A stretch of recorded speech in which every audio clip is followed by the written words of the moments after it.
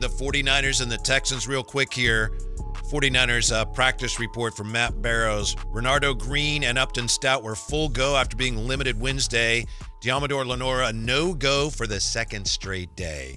49ers and the Texans. Texans, an interesting team in this regard, a unique team. They lead the league in scoring defense, Jay, but they have a losing record, which is unusual. Yeah, very unusual. With more on that, nice enough to join us. He covers the Texans and the NFL for NBC Houston. I believe it's Channel 2, if I'm not mistaken. Aaron Wilson with us. How are you today, Aaron? Doing great, guys. Thanks for having me. Yeah, absolutely. We appreciate your time. Before we get into the Texans, I'm just curious, what stands out to you about the way the 49ers have managed somehow, some way to win 5 of their first 7 games, because we're still trying to figure it out on our end. Yeah, I mean, it's strange, but, I've got to give Kyle Shanahan credit and John Lynch. They've got some depth on the roster. It doesn't necessarily look like depth when you look at it on paper, but you got to look at the performances and the way the guys teach some of the younger players to stand in. I mean, that's actual teaching and fundamentals and guys being coachable. It's pretty commendable. A lot of people are talking about the 49ers. I've watched a lot of their games on just the TV copy, but I'm impressed with the way they play together. And, they're getting a lot out of Bryce Huff, who wasn't very good last year for the Eagles. But I think that Saleh's got a way of bringing things out of guys, and his scheme works. It's pretty universal, whether it's the Texans who are running his scheme or what the Jets were doing before and after he was fired, or look at what the Niners are doing with him back in San Francisco, back in the Bay Area. I just think that you look at their coaching staff, they've got a lot of people that a lot of teams would like to employ. And I think you got to give Kyle Shanahan credit. This has been one of his best first-half coaching performances, given the lack of personnel, losing Nick Bosa, losing Fred Warner, and holding the team together, not having Brock Purdy. Mac Jones, got to give him credit. I mean, he's pretty gritty and tough, and definitely and talking to Will Anderson Jr., his former Alabama teammate, he said, he's always been kind of feisty, so the guy cussed him out the first time they ever spoke, and first impression of him, he thought he was, started with the letter D. he cussed a little. We had to bleep him out, but he was like, "What the f is this guy about?" But he made an impression on him, and he makes an impression. The guy is a outstanding backup, and he would start for a lot of teams. Joined by Aaron Wilson. Aaron, you look at the Texans, and immediately the first thing that jumps off the page is you guys have lost a lot of close games. I should say you guys, but the Texans lost a bunch of close games, and they've beat the Titans and, of course, severely banged up Ravens. Is this team just not where it needs to be right now, or as we move into week 7, week 8, we're getting to the point to where this team is just really not as good as we thought coming into the season? Yeah, they ultimately, and this is, a lot of my opinion, what I'm seeing just being here, boots on the ground, they aren't as good as they thought they would be, or any of us thought they would be. They made too many changes, and you went from, a guy that was gaining experience, who used to work for the Niners, and Bobby Slowick, and that was, acceptable, maybe not great, but you downgraded offense coordinator from an experience standpoint. He's learning on the job, and you can kind of tell C.J. Stroud doesn't love the offensive direction. He says it's death by 1,000 paper cuts. That's not a compliment to the offense. They're not getting the ball down the field. They don't run the ball very well. The offensive line, they had 2 good games against what I call junior varsity opponents, the Ravens and the Titans, and they've come back to earth where they were against the Rams, and we don't have a very high expectation that they're going to block the Niners after the way they looked against the Seahawks. There's a clip, and this isn't just coaching. This is these guys making bad decisions.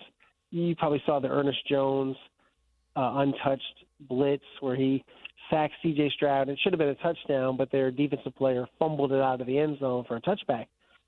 They are all blocking one guy. There's all 3 interior linemen are blocking one person, and no one's blocking the Mike linebacker.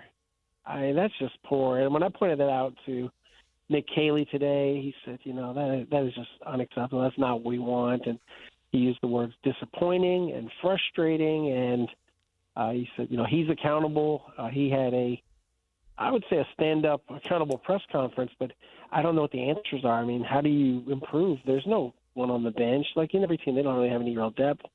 And now they don't have Nico Collins. They don't have Christian Kirk, so they're going with rookie receivers in addition to Xavier Hutchinson. It's going to be all Iowa State. Brock Purdy would love this because it's all Iowa State guys except for the tight end from Stanford, Dalton Schultz. But other than that, the receivers, everybody's a Cyclone. It's Aaron Wilson, nice enough to join us. He covers the Texans for NBC Houston. And Aaron, I think you at least partially answered my next question, but I was going to ask you that Texans offensive line, is this an area where Robert Saleh and the 49ers defensive front, can they exploit a weakness there? Do they have an advantage there? Yes, and yes, they can definitely exploit this advantage. I just don't see them all of a sudden becoming really cohesive. They're rotating a 35-year-old Laken Tomlinson, whose Pro Bowl days, the one Pro Bowl he game used to be was here. a long time ago. He used to be a 49er. Yeah. Great guy, but 35 years old. They're rotating with a former second-round pick, Juice Scruggs, who has not been able to earn the starting job. And they're going to keep doing that, is what they're saying to us. And that's what the players are saying. They're going to keep rotating. So they're doing that. They've got a rookie left tackle who's kind of swimming out there. Hunter He's a little lost right now. The right side's decent. They're kind of right-handed with Ed Ingram and Titus Howard, a former second-round pick of the Vikings, and Ingram that has at one point was the highest-rated guard if you put any stock in Pro Football Focus. I'm not sure if that grade should have been so high, but it is. And Titus Howard has been a decent right tackle here. Jake Andrews has been, average at center, but they don't pick up stunts very well. They have some problems with blitzes. I mean, just pretty much anything complicated is tough for them. And then they get overwhelmed by power. Like I'm talking like Jeffrey Simmons or, the Seahawks big guys. I would say that gives them issues. So they're not like the biggest bunch. They're not like the meanest or grittiest bunch. They don't get a decent amount of penalties. And it looked like maybe they turned the corner and then they came back to earth. I mean, I think this is the reality, what we saw against them Monday night against Seattle. Aaron, last one for me. I'll just go straight to the star, C.J. Stroud. What is really going on from the boots on the ground? Aaron Wilson, you've been around for a long time. Had you on at Fox, so many different places. What is going on with C.J. Stroud? He's running for his life out there. There were a couple of times I thought Tampa Bay where I thought he saw a few ghosts, but he has an expectation of being hit. He is, not the fastest quarterback in the world. He's a, decent scrambler, and he can't make magic out of these plays. And I thought his best play was actually an incompletion where Nico Collins uncharacteristically dropped the football, and CJ had to dance back there to create a good passing lane. And it's just the plays are too tough. It's a high degree of difficulty for CJ. I don't think there's regression. I mean, he was the AFC Offensive Player of the Week a couple weeks ago. He threw 4 touchdowns, no picks against the Ravens. There was a nice football. The guy had 6 TDs and no picks and like 85% completion percentage against these bad teams. He can play. There's nothing wrong with him. That good blocking and a running game wouldn't fix, and maybe a few more weapons. He's one of their best players. This is I don't put it on him. I think can he play a little bit better?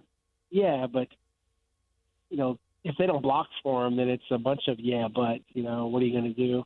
I just can't fathom that he's somehow this big part of the problem. If anything, he might be part of the solution to try to salvage this season. But the only thing that might save them, I'm looking at the injury report. We were all emailed that a few minutes before we got on the call. That's a lot of 49ers are out for a team that's already doesn't have Fred Warner and Nick Bosa. Maybe these guys get well in the next day or two before this flight here to Houston. But, I don't know. You guys would know better than me being at their practices if these guys are going to play or not.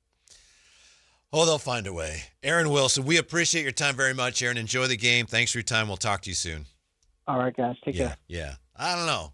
Aaron was starting to sound like a Kings fan there talking about his team, but then, I don't know, 49ers got a lot of injuries. It smells like 6-2 to me, Jay, So, yeah. I'm with you. Yeah, I'm starting to get that. 6-2. That smell it. aroma. Yeah. When we come back, Kings opener gut reactions next. Sactown Sports.